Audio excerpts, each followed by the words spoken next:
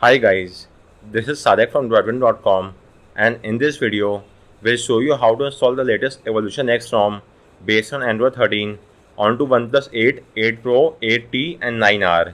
So please take a backup of all the data on your phone and install all the pending updates. Regarding the updates, you could go to the settings menu on your phone. From there, you have to go to About Device, then tap on Oxygen OS and make sure that there are no pending updates. If you have any updates, then you will get an update over here, so make sure to install that update. Once that is done, your next course of action is to download the Android SDK platform tools. This is the official ADB binary given by Google and is required to execute ADB command. So download it from the link given in my guide and extract them onto your PC. You can extract them anywhere you want, and as you could see, these are the files of the platform tools folder. Next up, you will have to enable USB debugging and OEM unlocking. USB debugging is required to execute ADB command, whereas OEM unlocking is required to unlock the bootloader on your phone. So let's now carry out both this task. For that, you have to go to the settings menu. Then from the settings menu, you have to go to About Device, then go to Version, and now tap on build number 7 times. You will get a prompt that you are now in developer mode. So now go back, again go back, go to additional settings, and you should now see developer option. So go there and enable the toggle next to OEM unlocking as well as USB debugging. Once that is done, let me show you once again. You will get a prompt on your phone. Tap on OK. You might get an RSA key fingerprint prompt as well. So tap on allow with that, and likewise also select file transfer from the system UI. So choose file transfer from here, and with this debugging is enabled. So let's now verify the debugging connection. So go to platform to folder address bar, type in CMD and hit enter. This will launch command prompt inside platform tools folder, as you could see. So now type in ADB devices and make sure that you are getting a serial ID. If you are not getting any ID, then unplug and replug your phone from the PC. Disable and re-enable USB debugging. Tap on revoke USB debugging. Use the official cable that came with your phone. Use the USB 2.0 port on your PC and make sure to select file transfer from here. Once you have checked marked all these requirements, you should now get the serial ID. So let's move ahead. Next up, you now have to unlock the bootloader on your phone. Do note that doing so will wipe off all the data and it might make the warranty null and void as well.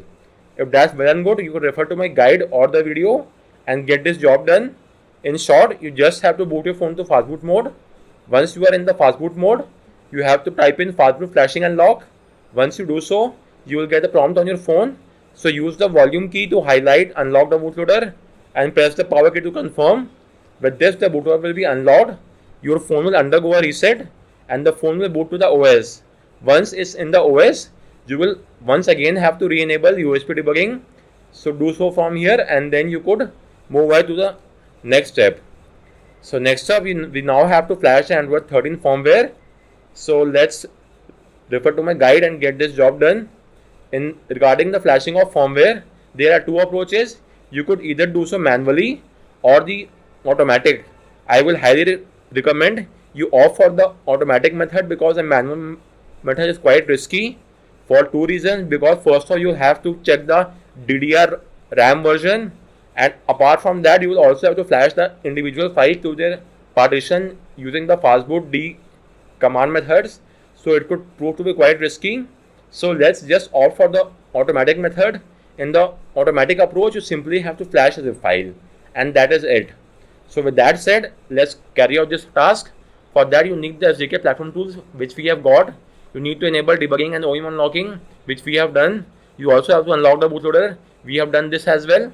So now you will have to download the firmware zip file for your phone. So you could refer to the source from here and download the firmware zip file from here. So let me show you. Go to this page and make sure to download the latest firmware which correspond to your phone as well as the region. In my case, I am using a OnePlus 8T based on the latest June update. So in my case, my region is India. So it's Oxygen OS 13.1 IN and it's the latest F67 build. In case of OnePlus 9R, I guess it's the F22 build. So you could verify the same from the date added as well. Just make sure to download the latest build which correspond to your phone as well as the region. So once you have got the firmware, simply transfer the firmware onto your phone. So let me now carry out that task as well. So just copy the firmware from your PC, and now you have to transfer the firmware onto your phone. So let me paste the firmware onto my phone, and with this we have got the firmware zip file as well. So our next course of action is to boot our phone to TWRP recovery so that we could flash this firmware zip file. Do know that you could also flash the recovery, but there is no need to flash simply because we are flashing a custom ROM which will automatically replace TWRP with its own recovery or an AOSP recovery. So you should only boot your phone to TWRP recovery, but still if you want to flash the recovery, then you could refer to my guide. I have made a separate guide and a video regarding all the cases. If your phone has a recovery partition, if your phone does not have a recovery partition, how to flash using just a zip file, using just the IMG file, how to flash to RAM disk. You could refer to all these steps and flash the recovery, but as of now there is no need. You could simply boot your phone to TWRP for one-time usage, and this command should be applicable across all the Android phones. So with that said, currently I'll be using this approach. So download the official TWRP from the official website, and if it does not have one, then download the unofficial build from XGA website. And when you only need the IMG file, there is no need for the zip file. So download the IMG file and place the file inside the platform tools folder on your PC. So as you could see, this is the recovery IMG file which I have got inside the platform tools folder. Likewise, I will recommend you to rename the file to TWRP so that the complete name becomes twrp.img. So with this, we have got the recovery file onto our phone, and we will now have to boot our phone to Fastboot mode, and then we will boot our phone to TWRP, and then we will flash the firmware zip file. So first off, you could refer to my guide as well. Let's boot our phone to the Fastboot mode. For that, you have to just type in adb reboot bootloader and hit enter, and your phone should now boot to Fastboot mode. It should take only a few seconds, so let's just wait for the time frame and then we will move ahead with the next step. So our phone should now boot into the Fastboot mode. First off, please make sure that the device stage is shown as unlocked. This signifies that the bootloader has been unlocked and you could now proceed ahead. So we will now have to boot our phone to Fastboot mode. For that, type in Fastboot boot and the name of the recovery file, which in our case is twrp.img, and hit enter, and our phone will now boot to TWRP recovery for one-time usage. So let's just wait for the time frame and then we could proceed ahead. So let's wait for a few more seconds, and our phone is now booted to TWRP recovery. Once that happens, you will now have to flash the firmware zip file onto your phone. Make sure that you have transferred the zip file. If you haven't done so, then you could also do so right now. As you could see, your phone will be visible on your PC. You could transfer the firmware zip file onto your phone. Once you have transferred the zip file, let's now flash the firmware file. So go to install and select the firmware zip file. Then perform a right step to flash it. And with this, the firmware will now be flashed, and it will now ask you to verify the information of the firmware. So as you could see, the phone name, the region, and the firmware version is right in my case, so I could now proceed ahead. So simply, if it's well and good, use the volume up key to confirm, and now it will ask you to update the modem. It's highly recommended that you once again press the volume up key to confirm, and it will now update the modem and then flash the rest of the firmware zip file across both the partition. The biggest advantage of this method is that it flashes to both the partition and it does the flashing on its own. So with this, the flashing is now complete. You could now tap on reboot and select system, and our phone should now boot to the OS. So as I was telling you, while you could also use the manual method, but in case of manual method, you will have to manually type in all the commands, boot your phone to Fastboot mode, and it could take up ages and it's quite complicated. Whereas in case of the recovery, you just have to flash the zip file and it will auto flash the firmware across both the slots. You will just be asked two questions. Let me show you once again. In the first question, it will ask you to verify the file name. So if the file name and information is correct, just press the volume up key, and next up it will ask you to update the modem. Again, press the volume up key to confirm, and with this, the firmware will be flashed. Once that is done, tap on reboot and select system. Your phone will now reboot to the OS, as you could see. So with this we have flashed the firmware zip file. So once again re-enable USB debugging and make sure to select file transfer from here. So with that said, let's now move ahead to the next step. So with this we have flashed the firmware as well, and now you have to download the ROM file and the recovery and the Vbmeta file as well. I have linked for all these 4 phones. So download all these 3 files, the ROM, the recovery and the Vbmeta, and place this file inside the platform tool folder on your PC. So as you could see, this is the ROM file, this is the Vbmeta, and this is the recovery file. This is the recovery file. So the recovery and Vbmeta should be in the IMG format, whereas the ROM file should be in a zip format. Moreover, for the ease of convenience, let's rename the ROM file to just Evolution, so that it becomes easier to type in the CMD window, and the complete name becomes evolution.zip. In case of recovery, it should be recovery.img, and it should be vbmeta.img, and the ROM name is evolution.zip.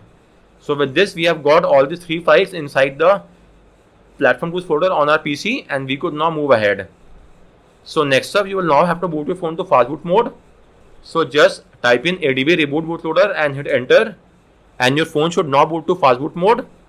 It will take around 8 to 10 seconds. So let's just wait for the time frame, and then we could move ahead to the next step.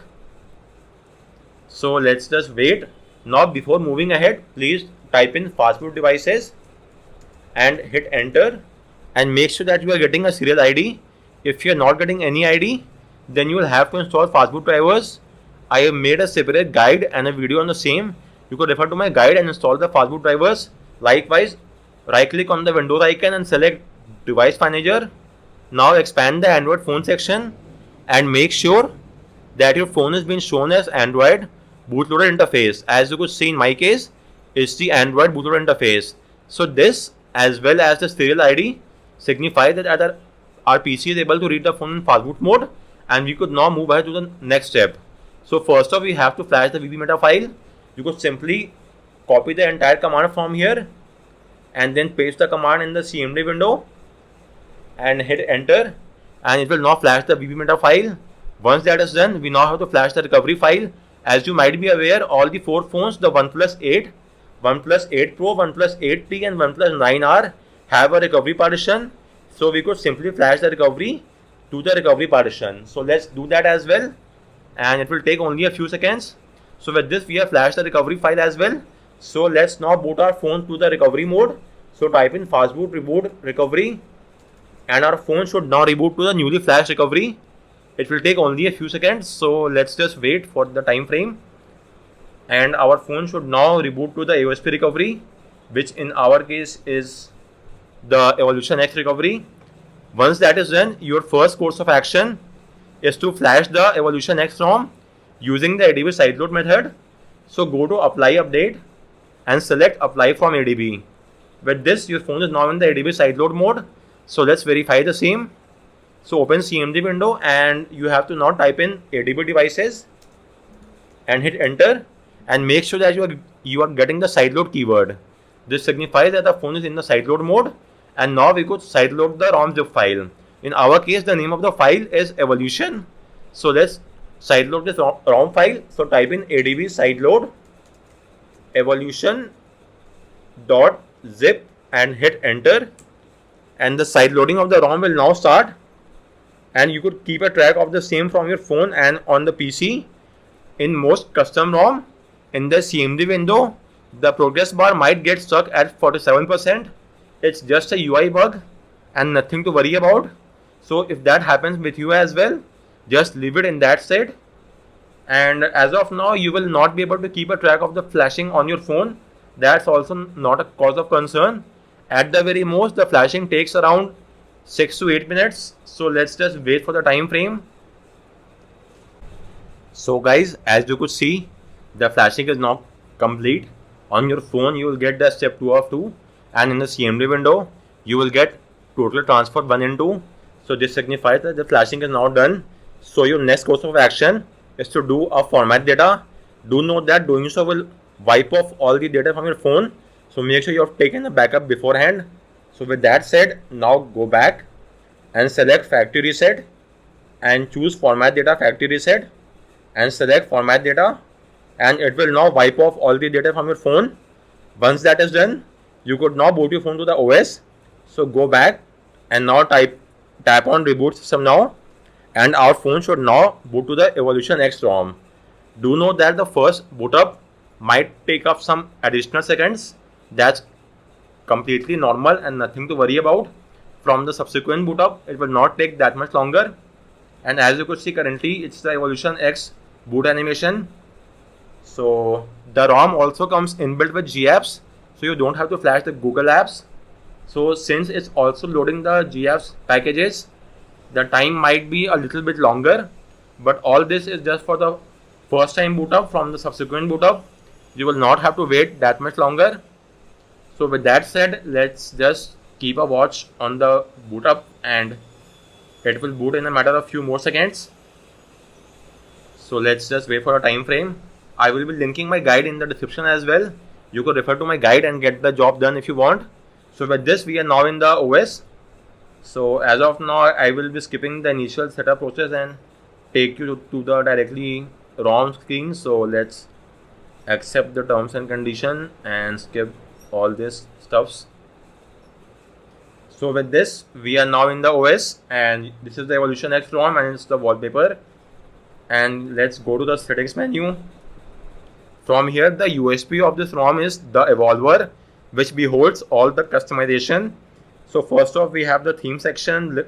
In this, you have various theming style. For instance, it's the expressive theme, or let's go for the muted. Then we have the color source from the home wallpaper, lock wallpaper. It's the source from where it will pick up the color, also known as the Monet theme engine. So next step, we have the dark theme, so it's enabled by default. Then we have the font style. You could choose from various font style from here, as you could see.